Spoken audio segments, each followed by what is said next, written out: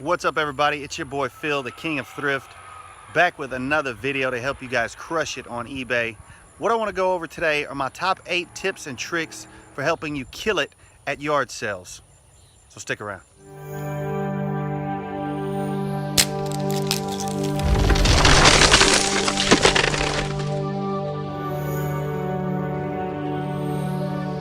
Welcome back, guys. For those of you who've never been to my channel before, I've been in this game for about 15 years selling on eBay, and I've actually been buying and selling for about 20 years. Actually, it goes back further than that. But I've been a top-rated PowerSeller for the last 15 years, full-time on eBay. I quit a full-time corporate job at AT&T in corporate America to sell full-time on eBay back in 2003, and that's what I've done ever since. So, you know, for those of you who haven't already, make sure that you subscribe to this channel if you want to learn how you too can work from home and be your own boss. Okay, let's get right into it. My first tip for killing it at yard sales is going to be make sure that you arrive early. Now, yard sales start very early. I mean, you know, they're starting these yard sales at, 5, 6 a.m. sometimes, which is, it's just crazy early. But on average, a yard sale is going to start maybe around between about 7 and 8 o'clock. So if you can get there before 7, maybe 6 or 7 between that time, then you're going to be the first one there. And what this is going to do is going to give you a huge competitive advantage. It's going to allow you to walk around, check things out.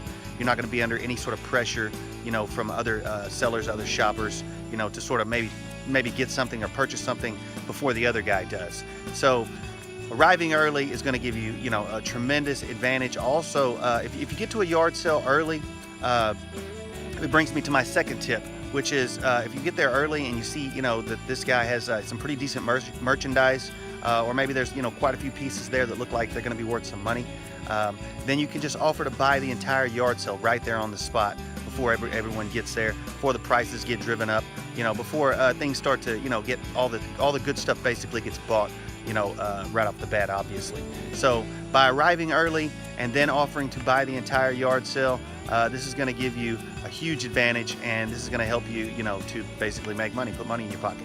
My second tip for making money at yard sales is going to be map out your locations the night before. So in other words, spend the week, checking your local newspapers, checking Craigslist, finding, where the different yard sales are going to be located. There are apps for that. But basically, you want to locate the yard sales within a particular area. Make sure that you're grouping your yard sales close together. And that way, that's going to give you, the ability to hit as many as possible, within your time window. And that's right, your time window. Because, if you're arriving at a yard sale, after 10 or 11 o'clock, I mean, you're pretty much getting leftovers, which isn't to say that, you still can't make money. But by getting there early, like I said, it's going to give you the competitive advantage that you need. And that's going to give you, the best merchandise to choose from. So map out your locations the night before. Write down your addresses, put them in your, your GPS, put them in your phone, and try to group the yard sales together. And you want to make sure that you're hitting at least, 5 to 10 yard sales, in a day. 10 yard sales is a good rule of thumb. Back when I was, hustling at yard sales and garage sales, I would hit 10, 12, 15 yard sales in a day, as many as I could between about, 7 or 6 a.m. and maybe 12 or 1. I mean, I would sometimes even shop all the way up to 3 or 4 in the afternoon, in the evening. So it's not to say you still can't make money, after that, but your prime time hours to make money is going to be between about 7 and maybe 10 o'clock. So map them out the night before, put them in your GPS, and try to cluster them together. That way you can hit as many as possible. All right, another often overlooked strategy for making money at yard sales, and it sort of flies in the face of what I told you guys earlier and what I keep preaching, basically, which is arrive early, is arriving late. Being one of the last few people to get there, or maybe the last guy to show up at the yard sale. This is also an advantage in that at this point, they're still out there, and basically, honestly, they do not want to load everything back up and haul it back into their house. They've taken the time, they've gotten up early, they've planned out this yard sale. In their mind, they see the yard sale selling out. In other words, they see everything selling and being turned into cash and put in their pockets, and not, loading this, as far as they're concerned, junk, back into their homes. So they don't want to load it back in. So at this point, the advantage lies with you, because you come in and you're a buyer, and no one else is buying. Basically what they have left over would be considered scraps in many cases. But hey, there's one thing I've learned in this business is if you get enough of anything together, it's worth money.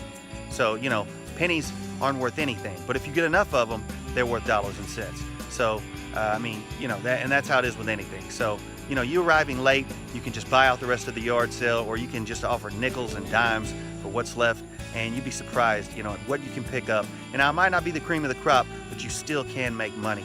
So arriving late is also a good strategy to pick up some extra coin. All right, guys, now another thing that you can do, now this is probably a given, but always offer a lower price. Never pay sticker price for anything. Now every single yard seller, they put the prices on there and they're fully expecting you to haggle with them. Or they're at the minimum, they're expecting that you know that you're not gonna just pay full price, that you're always gonna try to get them down, you know, on their price in some way or another. You know, I mean, that's how everyone does it. I mean, that's how dealerships do it. That's how, you know, there's always room to haggle there. So never pay full price, always offer a lower price. And if you can't get a lower price, what I used to always do is, you know, group things together. In other words, pick up, you know, pick up some more items, you know, pick up 5 or 10 items and then say, you know, well, how about now? You know, how much would you take for all this whole group here? And you'd be surprised at the deal you can get by doing that. Okay, guys, another good tip is never, ever tell the yard seller that you intend on reselling the items that you're purchasing from them. Don't do it, because if you do, they're gonna jack the prices up on you. I mean, people just don't like resellers. I mean, it's sort of a prejudice. I don't know why. In all honesty, when I was coming up in this game, you know, 10, 15 years ago, resellers were hated. They were despised. We were like car salesmen, you know, used car salesmen. But now it's sort of, you know, we've sort of come into our own. You know, this whole industry has come into its own, and it's sort of been accepted as an industry.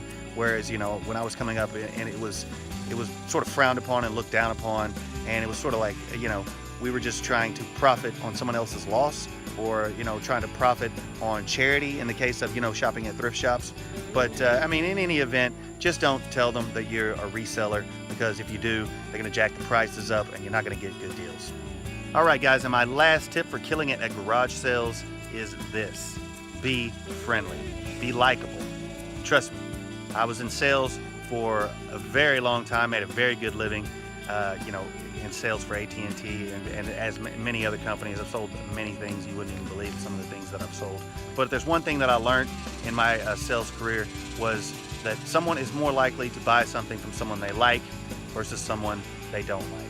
I mean, and you guys know, I mean, personally, you know, I will go down the road to deal with someone I like who sells an inferior product versus the guy who sells a little bit better product, but he's a butthead. You know what I'm saying? I will go out of my way to avoid people I don't like. So, and like I said, people are much more likely to deal with you and do business with you if they like you. So be friendly. You know, you tell them how beautiful their home is. You know, I mean, you don't have to lie to people. You know, you don't have to try to, you know, just inflate their egos just for your own personal gain. I mean, be genuinely friendly.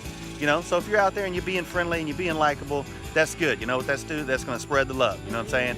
And, you know, you're going to make them feel better. And in turn, they're going to go and they're going to pass that on to them around them, to those around them. You know, they're going to be nicer to those around them because they're going to feel better because maybe you complimented, maybe you complimented their hair, maybe you complimented their home, you know, whatever it might be. Just be friendly, be likable, you know, and you'd be surprised at, you know, how far that will take you in, you know, in this game, and how much more people will be, you know, willing to deal with you and give you a better price to give you better deals.